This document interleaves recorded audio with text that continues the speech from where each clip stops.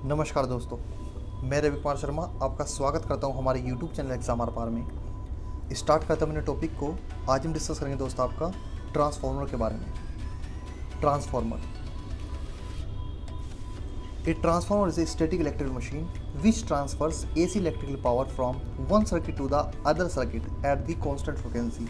Transformer क्या होता है दोस्तों? हमारा एक स्टैटिक इलेक्ट्रिकल मशीन है, हमारी एक स्थिर विद्युत मशीन है जो ट्रांसफ़र करती है आपकी AC इलेक्ट्रिकल पावर को फ्रॉम एक सर्किट से दूसरे सर्किट में एट द कांस्टेंट फ्रिक्वेंसी, यानी विदाउट फ्रिक्वेंसी को बदले दोस्तों। एक सर्किट से दूसरे सर्किट में आपको क्या करती है, आपकी AC पावर को ट्रांसफ़र करती है हमारी विदाउट फ्रिक्वेंसी को चेंज किए हुए। But the voltage level can be altered, that means voltage can be increase और decrease according to the requirement. और जो आपकी दोस्तों जो वोल्टेज लेवल होता है आपका, वो इंक्रीज़ भी हो सकता है, आपका डिक्रीज़ भी हो सकता है, जैसे कि आपका लोड होगा, मतलब कि रिक्वायरमेंट जैसी आपकी रहेगी। जैसा आपका ट्रांसफार्मर जो होता है दोस्तों, आपका एक स्टेप अप होता है, स्टेप डाउन होता है। तो स्टेप अप ट्रांसफार्मर क्या रिक्वायर होती है हमारी? स्टेप अप ट्रांसफार्मर वोल्टेज को क्या कर देता है? स्टेप अप कर देता है। तो उस केस में क्या होती है, स्टेप अप ट्रांसफार्मर के केस में आपकी वोल्टेज स्टेप अप हो जाती है।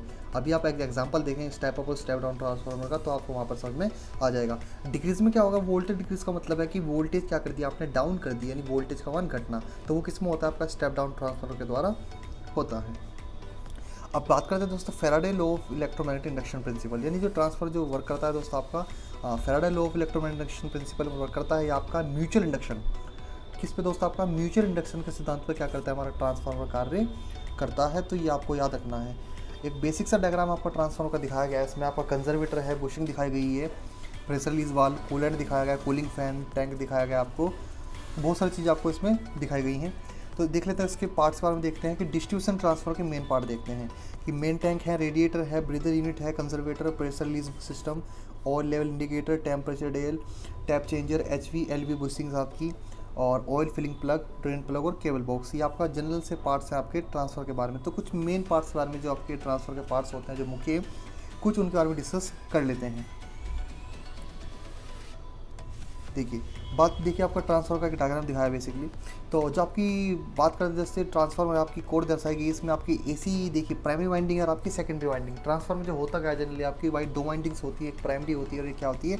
सेकेंडरी वाइंडिंग होती है। अब प्राइमरी वाइंडिंग वो होती है दोस्तों जिसे आप AC सप्लाई से या AC सोर्स से क्या करते हैं? कनेक्ट करते हैं। और सेकेंडरी वाइंडिंग वो होती है दोस्तों जिसको आप इससे कनेक्ट करते हैं, लोड से कनेक्ट करते हैं, ठीक है ना।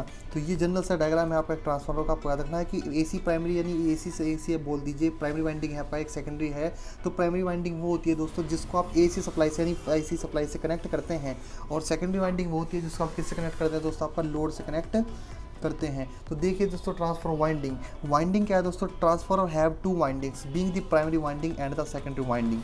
The primary winding is the coil that's draw power from the source, ठीक है ना, क्या करती है? Draw power from the source से। और the secondary winding is the coil that delivers the energy at the transformer और changed voltage to the load. तो जैसे कि आपको डायग्राम में इसको दिखाया है कि AC को, प्राइमरी को हम AC से कनेक्ट करते हैं और सेकेंडरी से क्या कनेक्ट करता है? आपका लोड कनेक्ट करते हैं, जो आपका लोड पे करंट जाएगी निकल कर सेकेंडरी से जाएगी, ठीक है ना।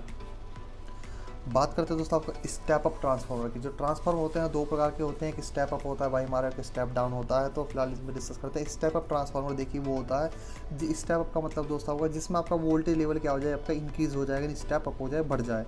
तो देखिए आपका प्राइमरी में आपका 100 वोल्ट है, आपका 10 एम्पीयर करंट है, और आपका वोल्टेज में आउटपुट में सेकेंडरी में देखिए, और इसमें आपका 400 वोल्ट और 2.5 एम्पीयर है। तो देखिए आपका वोल्टेज, देखिए आपका वोल्टेज क्या हो गया दोस्तों? आपका स्टेप अप हो गया, ठीक है ना।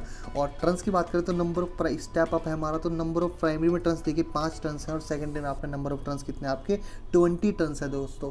तो ये ऐसा ट्रांसफार्मर क्या होता है दोस्तों? हमारा स्टेप अप ट्रांसफार्मर होता है। पावर दोनों तरफ की सेम है, आपकी फ्रिक्वेंसी क्या रहती है भाई? हमारी सेम रहती है, ठीक है ना। अगर इनपुट साइड की फ्रिक्वेंसी 50 हर्ट्ज है तो आउटपुट साइड की फ्रिक्वेंसी भी क्या रहेगी? 50 हर्ट्ज ही रहेगी, क्योंकि विदाउट फ्रिक्वेंसी को बदले क्या करता है हमारा? ट्रांसफ़र करता है। वोल्टेज स्टेप अप हो रही है तो करंट देखिए स्टेप डाउन हो चुका है, ये आपको नोट करना है, आपको याद रखना है। वोल्टेज स्टेप अप होगी तो करंट डाउन हो जाएगा, और करंट अब वोल्टेज स्टेप डाउन हो जाएगी तो करंट स्टेप अप हो जाएगा। तो देख लेते हैं कि स्टेप डाउन का एग्जांपल। देखिए स्टेप डाउन ट्रांसफार्मर दिखाया गया है आपका अगले में डायग्राम में आपका। प्राइमरी साइड में देखिए आपके 50 टर्न्स हैं और सेकेंडरी साइड में दोस्तों आपके 10 टर्न्स हैं। इन टर्न्स कितने हो गए दोस्तों? 10 हो गए। इनपुट वोल्टेज आपका 1000 वोल्ट है और आपका आउटपुट वोल्टेज सेकेंडरी देख लीजिए आपका दोस्तों कितना है आपका 200 वोल्ट। और यहाँ पर करंट पर ध्यान दें आपका, तो स्टेप डाउन के केस में वोल्टेज तो स्टेप डाउन आपका हो गया 1000 से 200 वोल्ट पर आ गया, परंतु 2 एम्पेयर से आपका करंट क्या हो गया दोस्तों? आपका 10 एम्पेयर आ गया। और पावर दोनों की कितनी रहेगी दोस्तों? 2000 वाट दोनों की रहेगी। तो जनरली आपको स्टेप डाउन ट्रांसफार्मर वो होता है दोस्तों आपका जिसमें आपका आउटपुट वोल्टेज आपको घट के मिले, तो वो क्या कहलाएगा? स्टेप डाउन ट्रांसफार्मर कहलाएगा। तो ट्रांसफार्मर आपको स्टेप अप याद रखना है और एक स्टेप डाउन इसमें याद रखना है। बाकी जब मशीन हम पढ़ेंगे दोस्तों तो उसमें पूरा दोबारा से डिस्कस करेंगे आपका मशीन के बारे में, आपके ट्रांसफार्मर के बारे में। अब कोर की बात करते हैं दोस्तों। कोर इसमें दर्शाई गई है, इसको हम बोलते हैं आपकी शेल टाइप कोर। ये आपकी शेल टाइप कोर दर्शाई गई है दोस्तों इसमें। और बहुत से प्रकार की कोर होती है, तो देख लेते हैं थोड़ा सा। ये भी ट्रांसफार्मर की कोर है। ये ए नंबर पे जो आपको दिख रही है दोस्तों, ये आपकी कोर टाइप है। और ये आपकी सेकंड नंबर पर है आपकी शेल टाइप, जैसे कि आपको अभी दर्शाई थी। अब ये भी आपको कुछ कोर्स दर्शाई गई हैं आपकी कोर टाइप ट्रांसफार्मर या shell type transformer. Primary winding दोनों लिम्स पर है और सेल टाइप ट्रांसफार्मर केवल आपके सेंटर लिम पर आपकी दोनों वाइंडिंग हमने की गई है, प्राइमरी भी और सेकेंडरी भी। ट्रांसफार्मर कोर देखिए। अब ट्रांसफार्मर कोर का क्या कार्य होता है भाई? ट्रांसफार्मर स्टील, यानी transformer steel is specially steel tolerated to produce certain magnetic properties such as the small hysteresis area.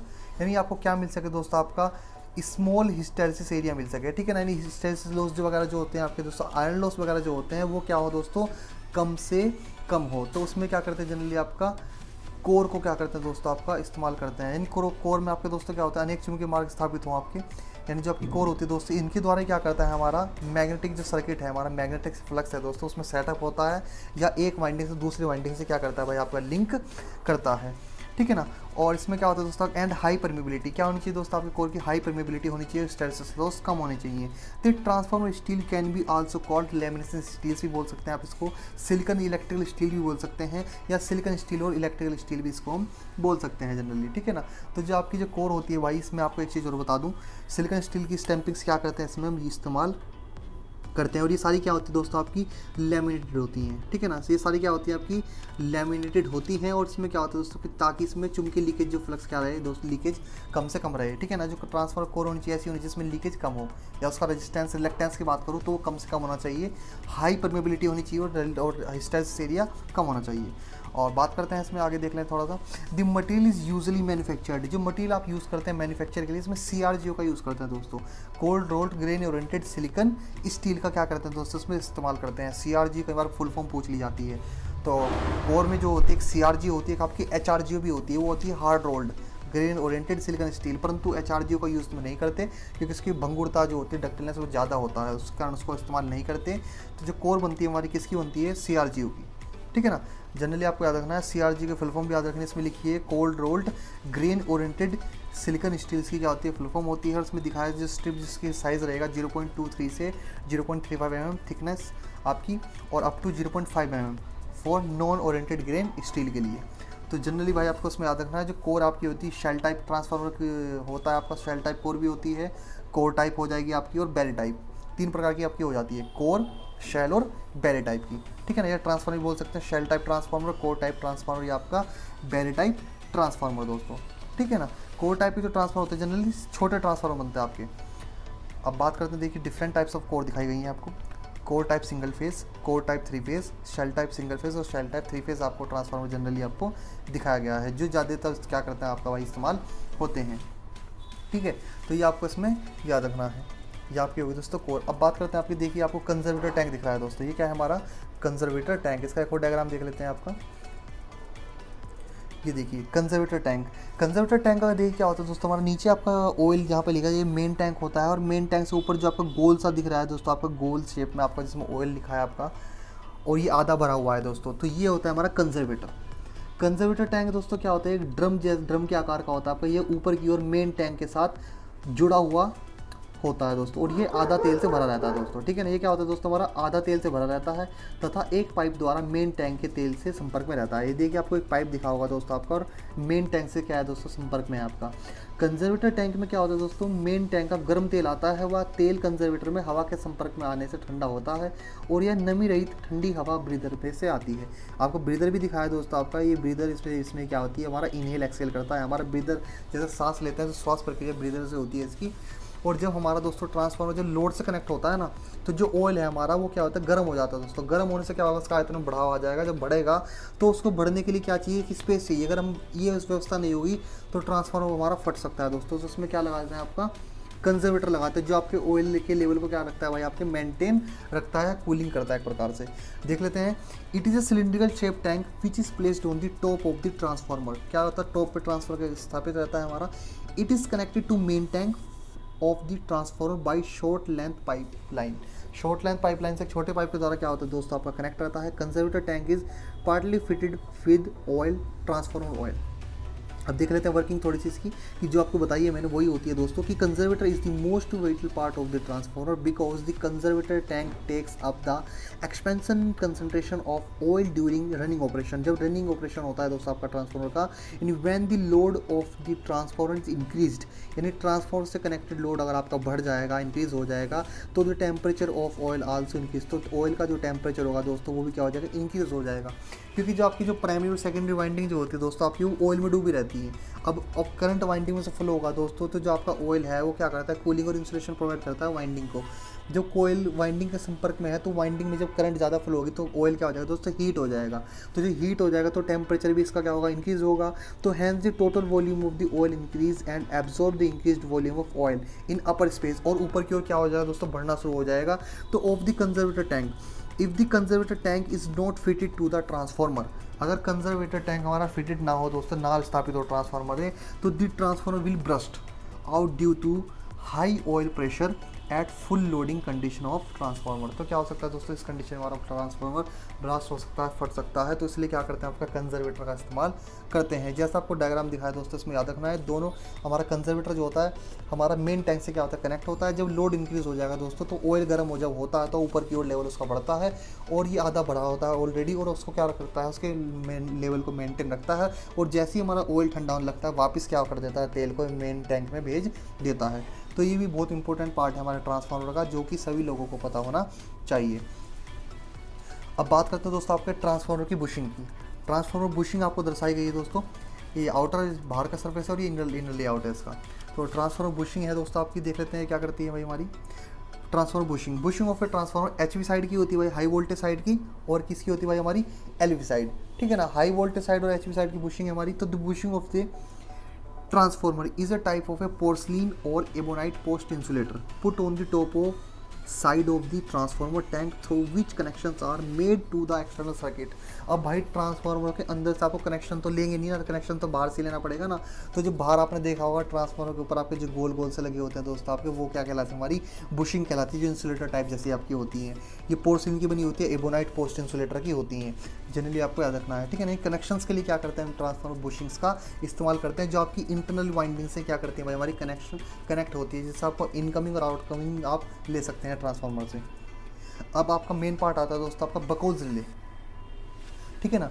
क्या आता है दोस्तों आपका बकोल जिले, आपको याद रखना है कि बकोल जिले क्या होती है दोस्तों आपकी, एक प्रोटेक्टिव रिले होती है। क्या होती है दोस्तों आपकी, ये प्रोटेक्टिव रिले होती है। यानी ट्रांसफार्मर तेल गर्म हुआ होने बुलबुले की उपस्थिति प्रथम दोष की चेतावनी के रूप में मानी जाती है। गैस की उपस्थिति को गैस दाब रिले बकोल जिले कहते हैं दोस्तों। ये इसको जो बकोल जिले जो होती है दोस्तों आपको, इसके और किस नाम से जानते हैं आपका, इसको हम जानते हैं दोस्तों आपका प्री फॉल्ट रिले भी इसको बोलते हैं, प्री फॉल्ट। और आपका क्या बोलते हैं, गैस एक्चुएटेड रिले बोलते हैं दोस्तों। क्या बोलते हैं आपका, गैस एक्चुएटेड रिले भी बोलते हैं। The Buchholz relay protect the transformer from internal fault, यानी जो ट्रांसफार्मर के जो इंटरनल फॉल्ट जो होने वाले होते हैं दोस्तों, उनकी सुरक्षा की लगाई जाती है। आपको पहले ही चेतावनी दे देती है दोस्तों आपका, और सर्किट से उसको अलग कर देती है। It is the gas actuated relay. The Buchholz relay is placed between the main tank and the conservator tank. But main tank और कंजर्वेटर टैंक के मध्य क्या होती है भाई, आपकी लगी होती है, ठीक है ना। मेन टैंक और कंजर्वेटर टैंक के मध्य क्या होती है हमारी बकोज रिले, कनेक्ट होती है ये आपको याद रखना है। The Buchholz relay is placed between the main tank and the conservator. Such type of relay is used in the transformer having the rating higher than 500 kVA। अब जो 500 kVA से अधिक रेटिंग वाले ट्रांसफार्मर की सुरक्षा के लिए क्या होती है दोस्तों, रिले काम में आती है। इससे नीचे के ट्रांसफार्मर इकोनॉमिकल नहीं होती। It is not used in small transformer because of economic consideration. यानी भाई इसके अगर नीचे का ट्रांसफार्मर लगाएं तो खर्चीला हो जाएगा, वहाँ पे इसका इस्तेमाल नहीं करेंगे। तो जो 500 kVA से जो ऊपर के जो ट्रांसफार्मर होंगे भाई, उसके में क्या करेंगे, बकोज रिले काम इस्तेमाल करते हैं। तो ये दोस्तों आपको इसमें याद रखना है। और आज की वीडियो में फिलहाल इतना ही कहना चाहूँगा। अगर आप लोगों को वीडियो पसंद आई दोस्तों तो लाइक करें, ज़्यादा से ज़्यादा शेयर करें, और अगर आपने अभी भी हमारे चैनल को सब्सक्राइब नहीं किया है तो दोस्तों प्लीज़ सब्सक्राइब कर दीजिए और बेल आइकन को ऑन कर दीजिए ताकि आपको आने वाले नोटिफिकेशन के बारे में पता चल सके। और आज की वीडियो में इतना ही कहना चाहूँगा दोस्तों, धन्यवाद।